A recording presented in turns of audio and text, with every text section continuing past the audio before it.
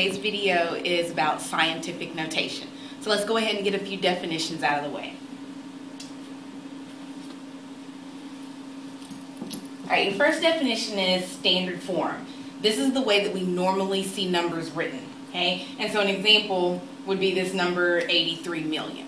Okay? So make sure you get that in your notes. Okay? Standard form is one way to write a number, but then we've got scientific notation. Scientific notation is a shorter way to write a very large or a very small number. So 83 million is a pretty large number, so we can write it in scientific notation. What we would do is we have to have one factor, and then we're multiplying by a power of 10. This first factor is important. It has to be greater than 1 or less than 10. I'm sorry, greater than or equal to 1. So this number can be anywhere from 1 up until 9.9999 whatever. Okay? It has to be greater than or equal to 1 or less than 10. Okay? And then it's multiplied by a power of 10. Okay, so make sure you get these definitions in your notes, and then we'll move on to some examples.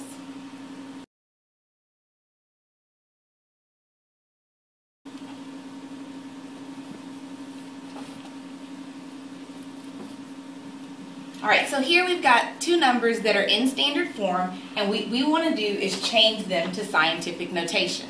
Okay, so we want to think about our first factor has to be greater than or equal to 1 and less than 10.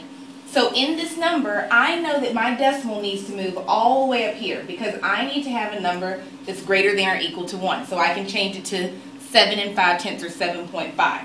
Okay? So I know that my first factor has to be 7 5/10. Well, how do we get there? We know that in a whole number, our decimal is usually at the end.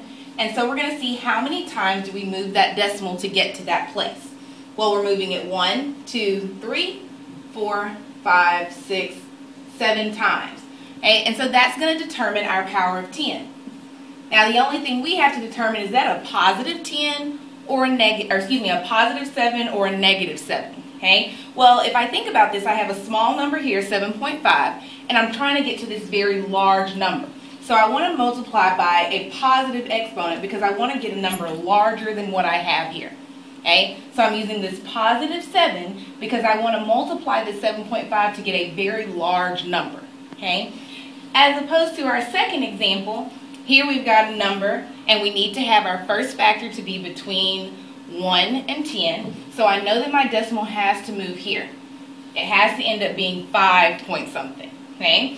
And so that decimal's moving 1, 2, 3, 4, 5, 6, 7 places. Okay?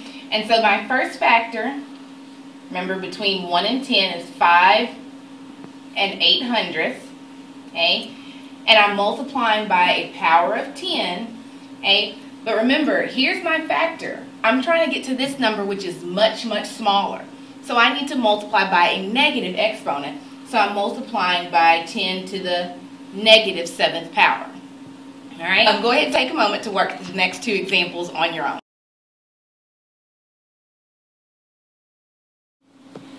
Alright guys, so here are the examples you were supposed to try on your own. So you've got a very small number here, a number much less than 1. Okay? We're moving our decimal so that we have a number that is between 1 and 10. So we've got 2.1. Okay? And we move that decimal 9 times. Okay? And so you just have to determine, are you going to use a negative 9 or a positive 9? Well, 2.1, we're going to a smaller number here. So we want to use a negative exponent to get to that smaller number. Okay? Something else I want to count out, I didn't just count the zeros. Okay? I looked to see how many times that decimal was moved so that I could get a factor that was between 1 and 10. Okay? Your second example, you had a very large number, and so we're moving that decimal so that we have a factor between 1 and 10. We move that decimal 6 times, okay? And because we want to end up with a very large number, a number greater than 1, we used a positive exponent. Okay? Alright, so now let's practice the opposite. Let's practice going from scientific notation to standard form. Okay? So here we have 3 79/100 times 10 to the 7th power.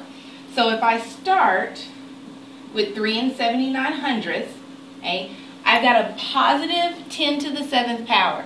So that means I need to get a number that is much larger than what I started with. Okay? And so what I'm going to do is move my decimal 7 times to the right to get a larger number. So 2, 3, 4, 5, 6, 7.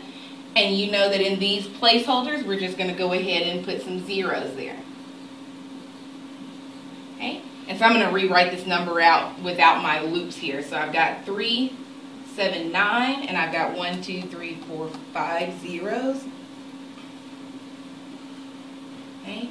And so notice that I did not just add 7 zeros. I looked to see where my decimal moved or how far it moved, and that determined my number of zeros. Okay? Here I've got 1 times 10 to the negative 9th power. So if I'm multiplying by a negative exponent, remember I'm going to get a much smaller number than what I started with. So I know to get a smaller number than 1 that I'm going to have to move this decimal to the left. Okay? And so 1 is understood to have a decimal at the end, and I'm going to move it 9 times to the left. So 1, 2, 3, 4, 5, 6, 7, 8, 9. Okay? And I'm going to put in some zeros in all those placeholders there. Okay? And so my new number, and I'm going to rewrite that so that it's easier to read without all my loops. I've got 8 zeros there. And then my 1. Okay? So notice I don't have 9 zeros because of the exponent, but I actually counted and moved my decimal 9 places. Okay? So take a moment, pause the video here, work the next 2 examples.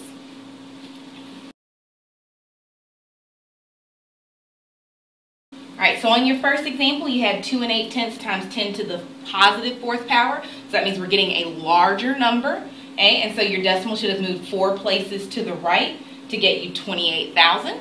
Okay? And on your second example, we're multiplying our factor by 10 to the negative 5th power. So to the negative 5th power means we should be getting a much smaller number. So I should know that I need to move that decimal to the left to get a smaller number. So 5 times to the left. And so here is your number that you end up with in standard form. Alright? Alright, so make sure that you don't end the night without doing your summary. Okay? For your summary, you should be answering the question, how do you determine whether to use a positive or negative exponent when using scientific notation? Make sure that you do that summary in 2 complete sentences and come to class ready to work on scientific notation tomorrow.